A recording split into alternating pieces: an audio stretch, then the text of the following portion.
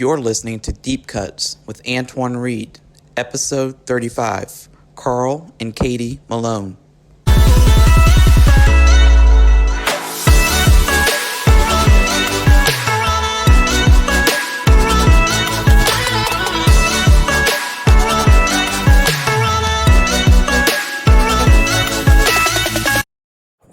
So based on your TPE speech, which was awesome, I kind of changed what I wanted to do for the interview. Okay. So I think a lot of people really responded to how you were talking about integrity and like how you were raised and how you can instill some of these values into your family. So a lot of people want to know, like, where do you get your work ethic from? And where does that motivation come from? Well, where my motivation comes from was the way I was raised with my mom and my grandpa. They just taught me to work hard and always be responsible. When we screw up, own it, but just do not allow the other person to outwork you. They used to always tell me, if they say to you, this fool here just worked himself to death, and that's on your tombstone, that means I've done it right by working hard. So it just really where I'm from. I always tell people, to fully understand a person, you have to at least visit where they're from.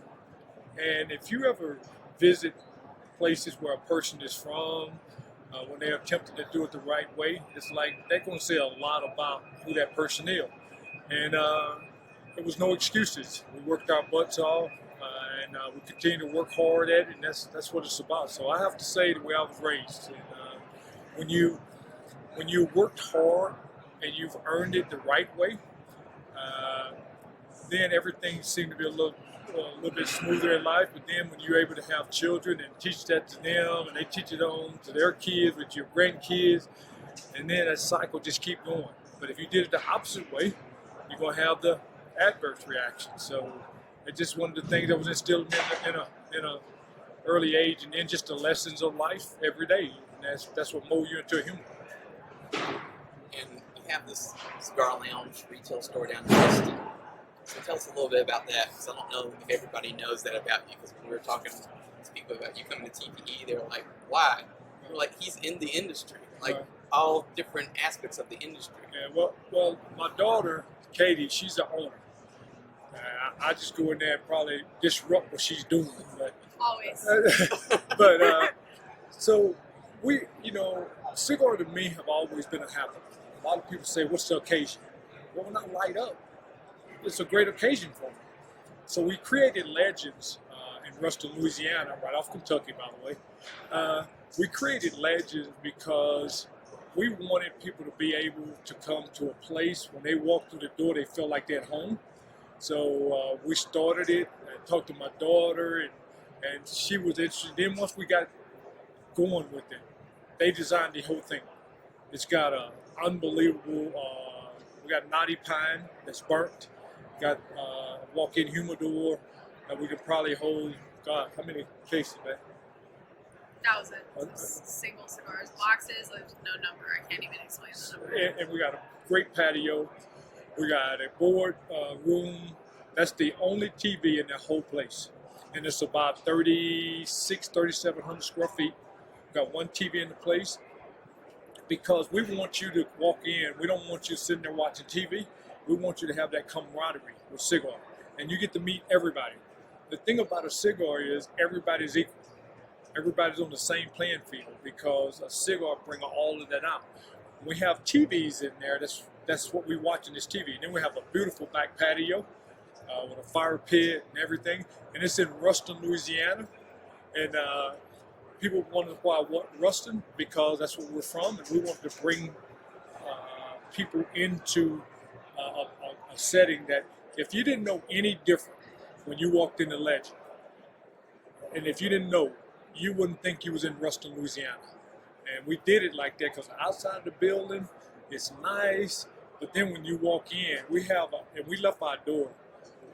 Our door is real creaky, and we don't let anybody oil it because when the door opens, we like to see the reaction of people's faces, and they walk in, everybody like, every single person has the same reaction. They look dumbfounded. They're like, "This is here? Like what?"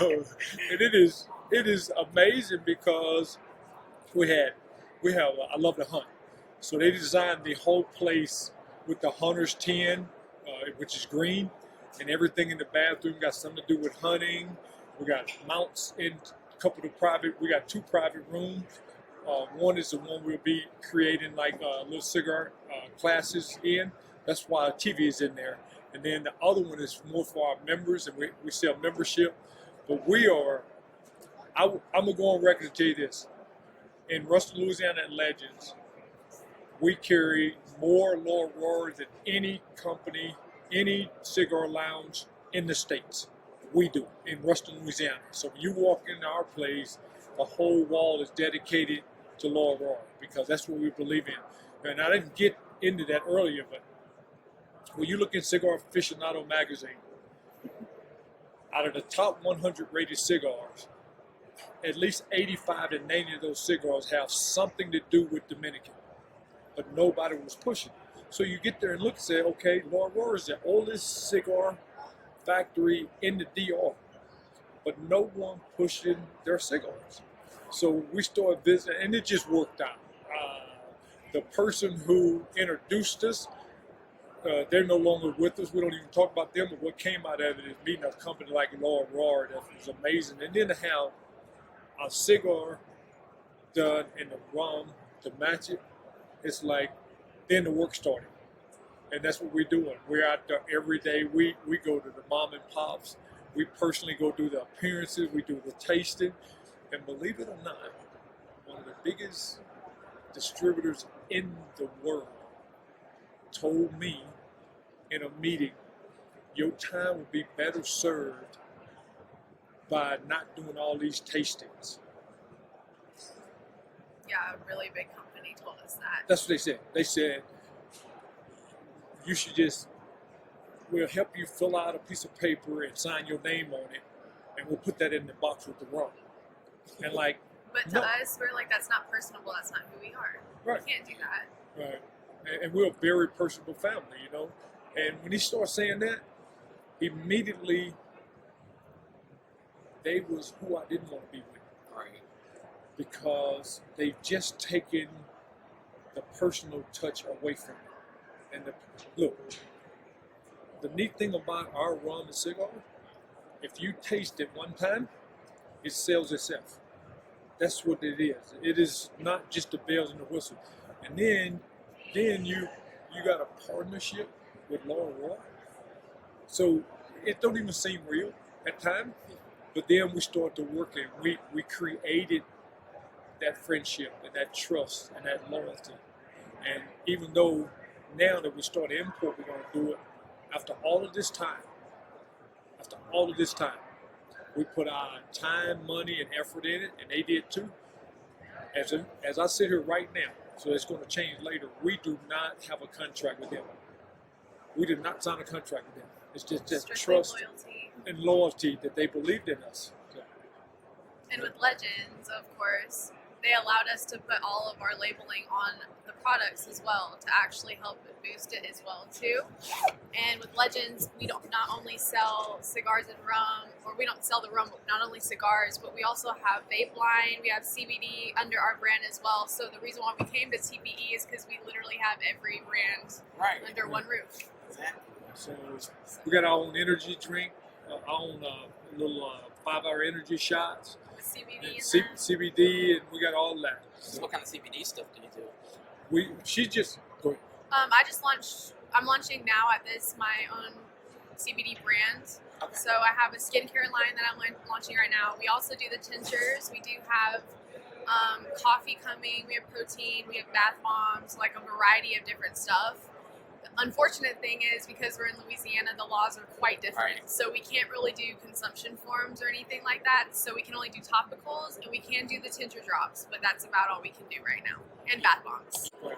And we're part owner of the company that do it. And our guys here in our booth, the guy named Zane, who do all of our mixing and stuff like that. So we're part owner of it as well. So it's awesome. not like you're not knowing it, because that's one of the biggest things is you don't know. back home, literally, before our state got all goofy, literally, a grandma made some CBD oil in her place and was trying to sell it. Right. So, it's in Louisiana it's different, but we own half of the company that create our own. Okay. So it's pretty neat, but it's one of them things that we're in it for the long run. This is not one of them, and that's what a lot of people thought. Right. But it's not one of these just flash in the pan. It's like we putting our time, money, and effort into it, and we're not going nowhere. We're here for the duration, and we're going to do it the right way and enjoy it. And she know how proud I am of her. That's boss lady right there. Yeah, that's me. So I know over the summer when we met at Obvious BR, you were talking about you getting ready to go on vacation. I think either you're on a hunting trip or Alaska. Can you talk about Alaska? Because I can't say a lot of people. I haven't been there. Right. So you think of whatever's on TV, completely different idea. I'm thinking compared to like if you were actually there. No, it's exactly the same. Nothing out there. Fishing, trees, wildlife. That is exactly what Alaska is. But photos and video don't do it any justice. No. That's what I'm thinking. No. Like you have to see it to believe it. Like literally, a big bald eagle right in front of our house, off the dock. A swoop down and catch a 4 or 5 pound salmon and fly off with it. Like you see that in pictures. Right in front of us. Right there they do it. So videos and photos never do it any justice, but it is truly, truly the last frontier. Like literally, we're sitting right off our pit. We're here, hooves running. We got pictures of a mom moose with babies right in our lawn while we're barbecuing. She's feeding them right there. And then you hear a hoof print. We sit by the fire and a moose swam the river and ran right by us. So it's truly, but it's so peaceful. Grizzly bears and everything. Oh, grizzly bears and all. But it's truly, we've been going there now for well over, I went there my first time when I was 25. And we've had a place there now for 30 years, right on the river, right on the Kenai River. So if anybody out there looking, I would say start in May until the 1st of November. And if you've never done it, it's truly the last frontier. And if people is into that stuff, it's totally going away all the time. So I tell people all the time, if in the nice part of the year, if you planning a trip with the family at least one time, man, you got to do Alaska. And our place is on the Kenai River in Soldotna, so that's where we go every summer. We go up about June and come back in August. So you talk about the outdoors a lot and how you like to hunt. So where did that love or passion come from? My mom and grandpa when I was a little boy. I went on my first hunt with him when I was like 3 or 4 years old, and I've been doing it ever since. So my love and passion came from that. And the outdoors, it's just something about being in the outdoors. It's like you're just part of it. You're just part of nature.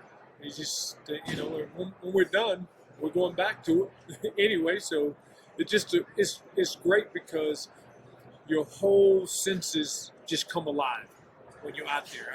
I can't explain it to people, but when you live in the city all your life, you don't even know bird chirp. Because the only thing you hear is sirens, horns, people yelling, the hustle and bustle. But when you're in the little small towns and in the country and wilderness, you hear all of that. It's amazing that you see a certain bird because you relax. You're in that relaxed state. And when you're like that, you can think, man, your mind is just amazing. I like the country because you actually get to see the stars, and it puts life into perspective too, because it makes you think like, I'm really down here stressing about all this stuff when we're literally a small little planet in this giant universe. Right. So that's why it's like the country for us is very calming for us because it's humbled, especially us, because our parents. I mean, we lived in Utah, and we were under a limelight, and then we went to Louisiana, where Dad's from, a small little town. Like people allowed us to come into the town, and they let us be us. And it was like humbling because it was like we got to actually become who we are now instead of being in a city where people are going to tell you and show you what you should look like or should be like. So it's like the country for us is like our safe haven spot. That's awesome. Because you don't really think about that. No. I know, like for me, like my whole family, my mom's half the family, country. Like we always say that my dad's side's city, mom's side's country. So like we do the same thing. Like we drive out of the city. It's about a 40 or 50 minute ride for us. And then you see stars, you see all that kind of stuff. You get away. You know, they don't have the internet out where my mom's half family is. So it's all about that connecting and just going off the grid and really having that bonding, intimate moment. Being out there with the farms and the fields, and it's a completely different experience. Oh yes. And, you know, and I think like this, you know, when you're out there looking at those fields and all that, if only they could talk, like what they've seen, and really stewards and the harvester of the land, and you know, just think, millions and millions of years ago, our ancestors like walked on this land. They tilled this soil, you know, and it's a farm now, but it was y'all farmed then, and it just, you know, I always say that, and that's part of it. That's part of understanding where you're from. When you understand who you are and where you're from, you understand a good bit on where you're going and what you become, and that's the main thing. To talk about your cigar line, because I don't think a lot of people still don't know about it. So just talk a little bit about. I know you talked about it in the speech, but like, where do you see your brand going and evolving into in the future? Well, with our brand, with Law Roar, we're a very patient family. So everybody want to come out with another one and another one. We want to just hone in on this one and get this one where we want to before we even start thinking about another edition, which they have. The neat thing about Law Roar, we just need to go through the same process, and we'll have our other blend. But we want to get our blend here in the public. We tell everybody, take the label off the cigar. Smoke the cigar, and you'll see the work that was put into the cigar. And you've seen it. A lot of guys put their label on it. I was one of those guys. I wanted my cigar. When I came to the damn factory the first time, I wanted to leave with my cigar the next. Well, that's short-lived. And a lot of people don't know it, but our cigar is being able to have Law Roar barrel aged on our boxes and out of their factory. That right there says so much to us. Now, we want to honor them, and we want to honor every smoker that's going to smoke our cigar, that time went into it. You know, we want people to pull on that cigar, they'll look at it and be like, hey, yeah, damn, no. Look, what is this now? It sells itself.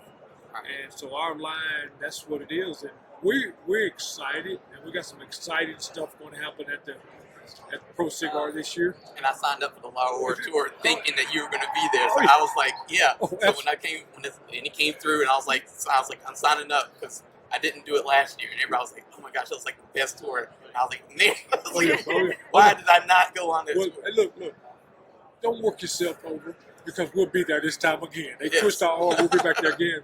But I can't even tell people, really and truly, we have our blend, but we are new. We're learning it. So we're taking their lead. But man, a 116-year-old company, we can only be so lucky. And you heard me, Antonio. I touched on this there. What drove us crazy, when we went there, everybody come to Mr. Leone's table. Everybody come to his table. Oh yeah, Mr. Leone, I carry your cigars. I'm gonna do this. So what we started doing, whenever we go to different cities, we'll visit cigar lounges, and we'll see who carry them. It's all bullshit. The people that literally come up to him saying, we carry your cigars. They don't. And that goes back to what you were talking about in the speech about giving your word, being honest. Don't bullshit people about what you're doing. Yeah. Just be honest about it and be up front. So I'm gonna tell you a statistic that's gonna blow your mind right now.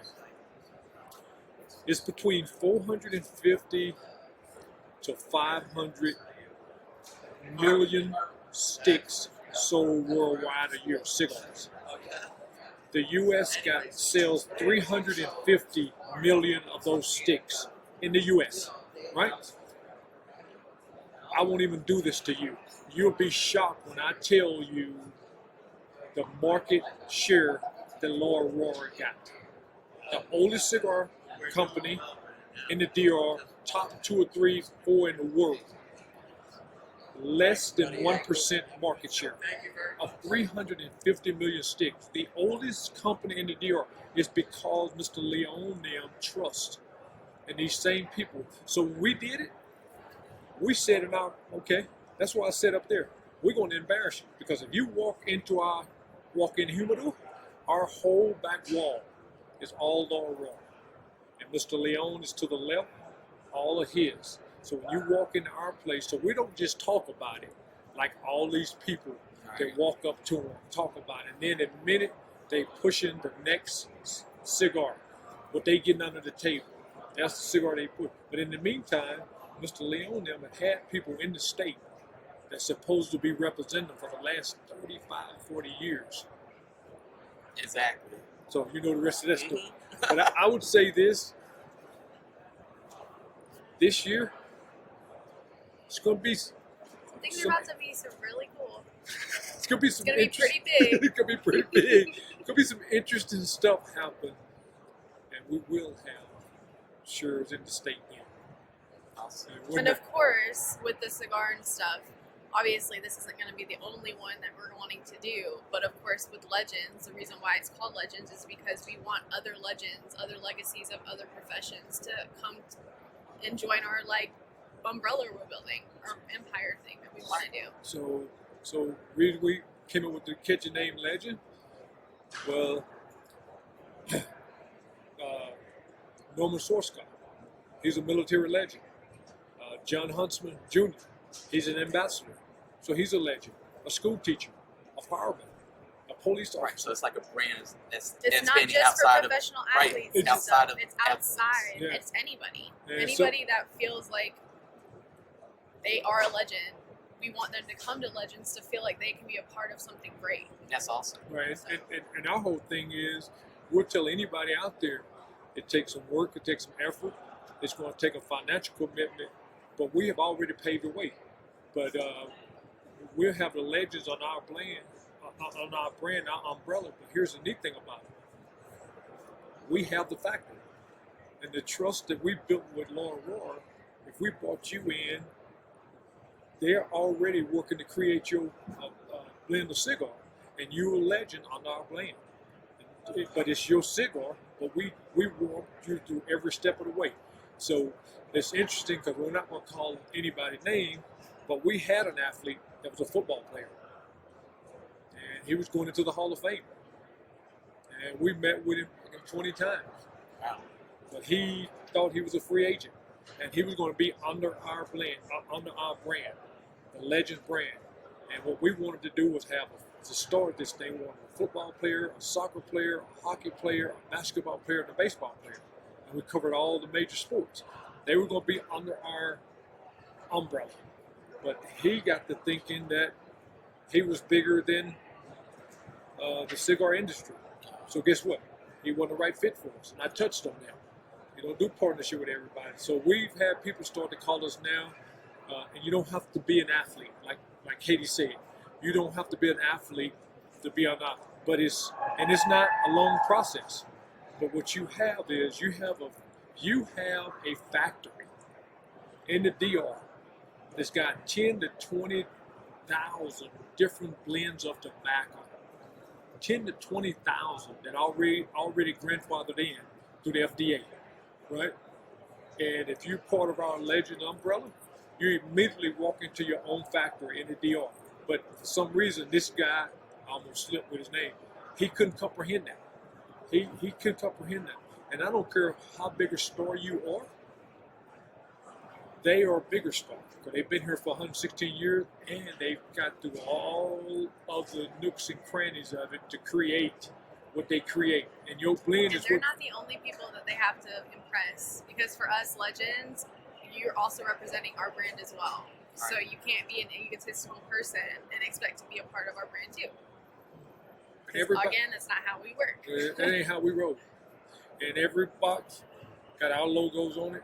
So our rum boxes that have our Legends logos on it, because we building So we building that brand, and awesome. we doing it. And like I said up there, oh yeah, we have people, no, not interested, no, not interested. We had them. That's fine. It's not going to stop us. But boy, one of these days, we're going to act like we've been there too. We're just going to smile. And when I do these, I'll be throwing some shots across the bow every now and then at them, you know. So that's really who we are and what we're about. And the Legends umbrella is something that we'll take pride in, and whoever be a part of it. We got it all mapped how we want to do them, and eventually one day we want to do franchise around the country, big cities, on the Legends brand. So